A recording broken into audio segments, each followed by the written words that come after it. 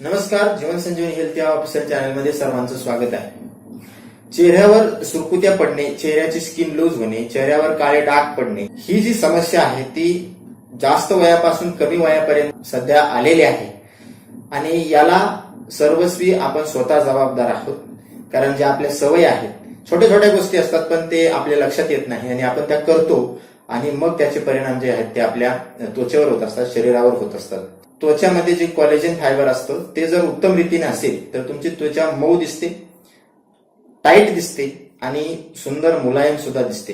पण आपण काय करतो, वेगवेगळ्या पद्धतीचे फेस वॉश, साबण, त्याच पद्धतीनं वातावरणामधलं ऊन, वातावरणामध्ये असणारं प्रदूषण याने सुद्धा तुमच्या चेहऱ्यावर फरक पडत असतो।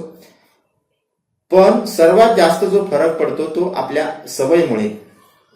तर ही एक सवय जर तुम्ही बदलली, त्याचबरोबर सांगितलेला हे दोन जर उपाय तुम्ही केले तर तुमच्या चेहऱ्यावर एकही सुरकुती पडणार नाही। तुमची चेहरा मऊ दिसेल, चेहरा टाईट दिसेल, सुंदर दिसेल। त्याचबरोबर चेहऱ्यावरचा डाग जे असतील, काळे डाग, ते सुद्धा निघून जातील। हायपर पिगमेंटेशन सुद्धा त्याने पूर्णपणे निघून जातं। तर आपण काय करत असतो, रोज तुम्ही थंड पाण्याने आंघोळ करत असाल तर उत्तम, पण बऱ्याच जणांना गरम पाण्याने आंघोळ करण्याची सवय असते आणि गरम पाण्याने आंघोळ केल्यामुळे काय होतं की आपल्या चेहऱ्यावर जे रोम छिद्र असतात ते जास्त पांगले जातात गरम पाण्यामुळे। त्याचं तोंड जे आहे ते उघडलं जातं आणि मग तुम्ही जे वापरलेले विविध प्रकारचे साबण, फेस वॉश जे आहेत यामध्ये सर्वात जास्त प्रमाणामध्ये सोडियम लॉरिसल्फेट असतात, पॅराबिन असतात आणि ट्रायक्लोसन असे घटक या तुम्ही वापरत असलेल्या साबण आणि फेस वॉश मध्ये असतात।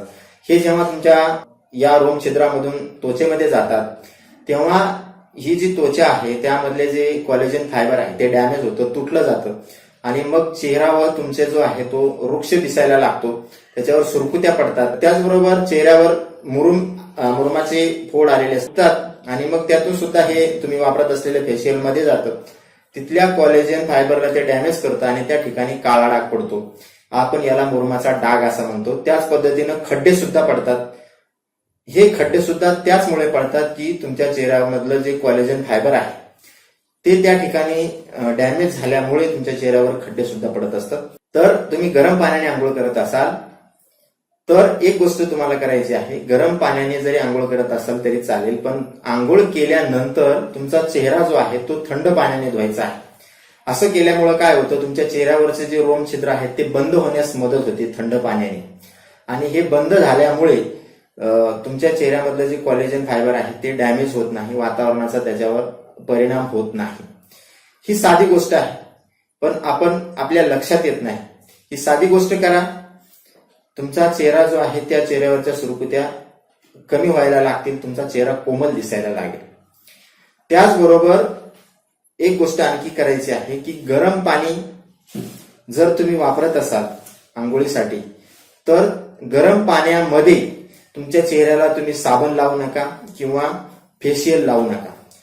यामुळे सगळ्यात जास्त डॅमेज तुमच्या चेहऱ्यामधलं जे कोलेजन फायबर आहे ते कोलेजन फायबर यामुळे सगळ्यात जास्त डॅमेज होतं। कारण तुम्ही गरम पाणी वापरल्यानंतर जे रोम छिद्र आहेत ते उघडले जातात आणि त्याबरोबर हे तुम्ही वापरत असलेल्या साबणीमधलं आणि फेस वॉश मधलं जे सोडियम लॉरिसल्फेट आहे, पॅराबिन आहे, ट्रायक्लोसन आहे ते चेहऱ्यामध्ये जातं। कारण चेहऱ्यावर सगळ्यात जास्त रोम छिद्र असतात। ही एक साधी गोष्ट आहे। आता तुमचा प्रश्न असा असेल की चेहरा धुण्यासाठी मग काय वापरायचं, तर चेहरा धुण्यासाठी तुम्ही नॅचरल पद्धतीचा वापर करा। फार पूर्वीपासून भारतामध्ये या गोष्टीचा वापर करत आलेले आहेत। उटणं ज्याला म्हणतो आपण, त्या उटण्याने तुम्ही चेहरा धुवा। बाकी सर्व अंगाला तुम्ही साबण लावा पण चेहऱ्याला मात्र साबण लावू नका। सकाळी आंघोळ करण्याच्या आधी 5 मिनिटं टोमॅटोचा रस तुमच्या चेहऱ्यावर लावायचा आहे। हे सुद्धा एक नॅचरल फेस वॉश आहे। याने तुमचा चेहरा जो आहे तो चांगल्या पद्धतीनं धुतला पण जातो। त्याचबरोबर या टोमॅटोमध्ये मोठ्या प्रमाणात जीवनसत्व क असतं, अँटीऑक्सिडंट फार मोठ्या प्रमाणामध्ये असतं त्याच्यामध्ये। त्यामुळे तुमच्या चेहऱ्यावरच्या ज्या सुरकुत्या आहेत त्या पूर्णपणे निघून जातात। त्याच पद्धतीने बेसन पिठाचा वापर करू शकता। त्याच पद्धतीनं तुम्ही मसुराच्या डाळीचा सुद्धा उपयोग करू शकता। त्याचबरोबर ज्यांच्या चेहऱ्यावर खड्डे पडलेले आहेत, मुरुमाचे खड्डे पडलेले आहेत, मुरुमाचे काळे डाग पडलेले आहेत, त्याचबरोबर हायपर पिगमेंटेशनचा पण त्यांना त्रास जाणवतो आहे, अशांसाठी एक साधा उपाय आहे की तो संध्याकाळी करायचा आहे. संध्याकाळी जेव्हा तुम्ही 4-5 वाजता सूर्य असतानंतर तुम्हाला हा उपाय करायचा आहे. सूर्य मावळल्यानंतर ज्येष्ठ मधाचं चूर्ण आणायचं आहे.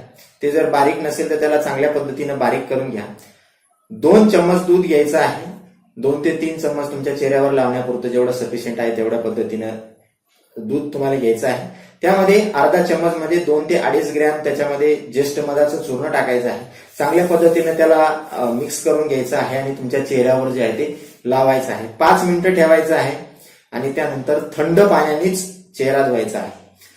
असं तुम्ही जर केलं 6-7 दिवस तर तुमच्या चेहऱ्यावरचे जे खड्डे आहेत ते पूर्णपणे निघून जातात. काळे डाग जे पडलेले आहेत ते सुद्धा निघून जातात. कारण हे ज्येष्ठ मध जे आहे, ज्येष्ठ मध हा स्निग्ध असतो, मधुर असतो आणि थंडावा देणारा असतो. त्याचबरोबर तुमच्या चेहऱ्याचा जो वर्ण असतो तो सुधारणारा पदार्थ आहे. आयुर्वेदामध्ये खूप महत्वाची गोष्ट आहे हा ज्येष्ठ मध.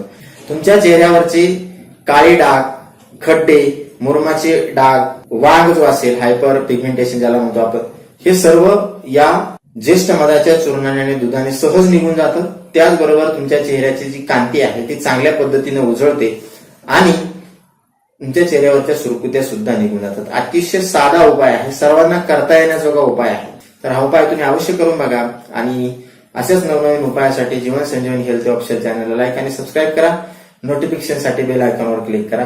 धन्यवाद.